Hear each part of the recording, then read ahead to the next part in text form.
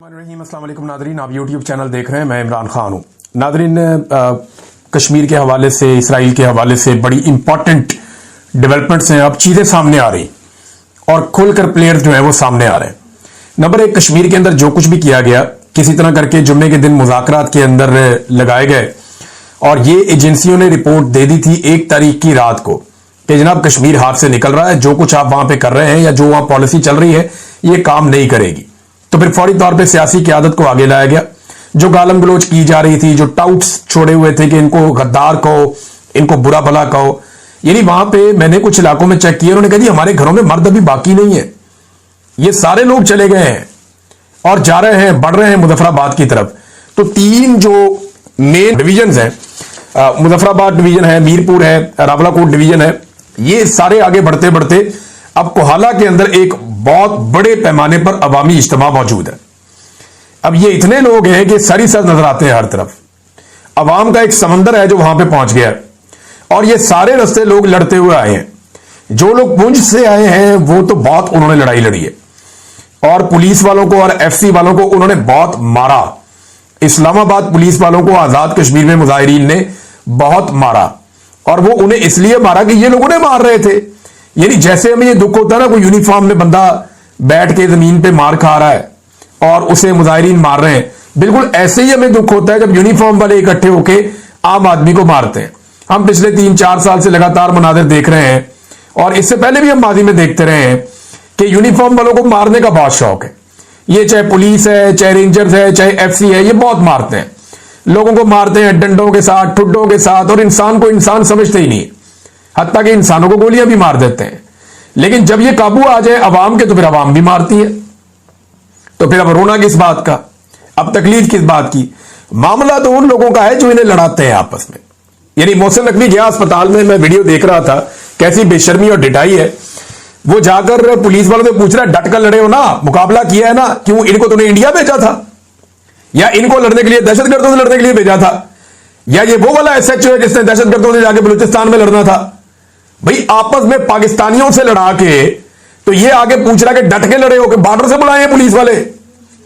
अपने शहरियों के ऊपर अटैक करवाया, अपने शहरियों के ऊपर हमले करवाए और बाद में चौड़ा होकर आगे अस्पताल में उन्हें फूल देके पूछ रहा जनाब डट कर लड़े हो, मुकाबला किया है, मारा है। यार क्या बेशर्मी है भाई, पाकिस्तानियों को पाकिस्तानियों से लड़ाते हैं ये बेशर्म, और खुद ये एसी वाले कमरों में से नहीं मिलते, ये निकलते नहीं वहां से। ये 4 चपेड़े इसको इन लोगों को पड़े तो इनको पता चले कि मार होती क्या है। इनको भी लटा के बांध के जमीन के ऊपर इनको लित्तर मारे जाए या डंडे मारे जाए तो इनको पता चले कि टॉर्चर होता क्या है।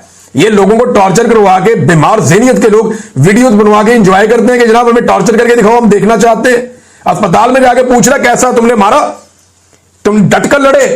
यार उनको बॉर्डर पे भेजा था आपने, वो कोई इंडिया से लड़ने गए थे, वो कोई उधर तालिबान से लड़ने गए थे, या कोई दहशतगर्दों के साथ उनकी बलूचिस्तान में लड़ाई हो रही थी, या कि इंटरनेशनल बॉर्डर्स पे कहीं पे आपने भेजा हुआ था मिशन पे जो वापस आए?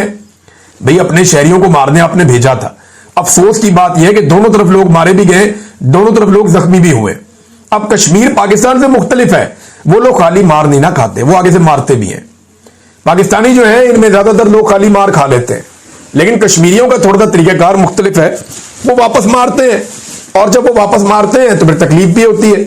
अब जो मनाजिर मैंने देखे यानी अच्छे नहीं लग रहे मुझे देखने में कि एफसी वालों को और पुलिस वालों को वहां लटा लटा के बिठा के जो है वो वहां के मकामी लोग आजाद कश्मीर के मार रहे हैं, मुझे देखने में अच्छा नहीं लग रहा। लेकिन इसी तरह ये एफसी वाले और पुलिस वाले वहां पे मकामी लोगों को भी मार रहे हैं, उन पे भी टॉर्चर कर रहे हैं, उनके ऊपर आंसू गैस फेंकते हैं, उनके घरों के अंदर। इन्होंने तो औरतों को सड़कों पर घसीटा है, इन्होंने तो जलील किया है। अब मैंने अजीब चीज देखी कि पाकिस्तान के अंदर लोग अब इसके ऊपर दुख करने के लिए तैयार ही नहीं है, उन्हें तकलीफ ही नहीं हो रही यूनिफॉर्म वाले लोगों को मार पड़ रही है।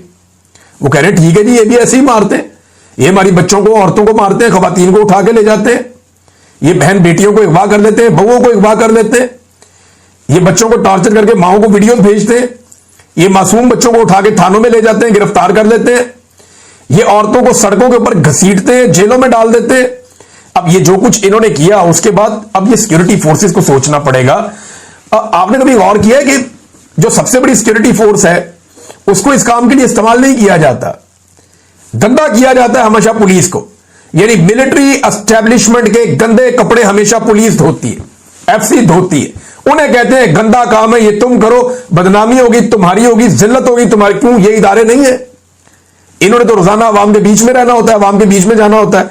बहरहाल ये इनकी हरकतें इस वक्त नादरीन जो कोहाला में है, बहुत बड़े पैमाने पर लोग इकट्ठे हैं और चंद किलोमीटर का फासला रह गया है जो आजाद कश्मीर की असेंबली है वहां से। तो ये मुजफ्फराबाद जब चाहे अब दाखिल हो सकते हैं, इनके पास ये ताकत भी मौजूद है। और दूसरी जानिब जो है वो नाके खत्म कर दिए गए, जितने नाके लगाए गए थे, जितना बंदोबस्त किया गया था वो खत्म कर दिया गया है। लेकिन सरदार उमर नजीर साहब ने, ये एक रहनुमा है, वन ऑफ देम, जो अवामी एक्शन कमेटी के रहनुमा है, तो इन्होंने कहा कि एक तरफ मुज़ाकरात, दूसरी तरफ फोर्सेस को अर्जा के मुकाम पर फिर इकट्ठा किया जा रहा है। याद रखो, अगर इसके बाद किसी किस्म का एडवेंचर किया गया तो तमाम तर हालात की जिम्मेदार हुकूमत पाकिस्तान खुद होगी। उन्होंने एक कैटेगोरिकली यह बात बता दी। अब जनाब नाके तो खत्म हो गए हैं, लेकिन इन बेशर्मों ने अपने मफाद के चक्कर में, अपने इक्तदार के चक्कर में, अपनी ताकत के नशे में आजाद कश्मीर के अंदर नफरत का एक ऐसा बीज बो दिया है जो फसल अब पता नहीं हमें कब काटनी पड़ेगी। यह बेशर्मी हो चुकी है, यह बेगैरती हो चुकी है और मिलिट्री एस्टेब्लिशमेंट ने आजाद कश्मीर के अंदर नफरत का वो वाला बीज बो दिया है जिसकी फसल पाकिस्तान को कभी ना कभी काटनी पड़ेगी। और यह घटिया हरकत भी इसी रिजीम के जिम्मे है। सिर्फ अपने इक्तदार को दवाम देने के लिए इन्होंने यह किया कि अगर आजाद कश्मीर के अंदर किसी तरह लोगों ने अपना हक छीन लिया तो फिर पाकिस्तान की बारी है, पाकिस्तानी भी यही करेंगे। अब मुज़ाकरात हो रहे हैं और मुज़ाकरात इनको करने पड़ने थे। जरा मुज़ाकरात की टेबल देखिए आप।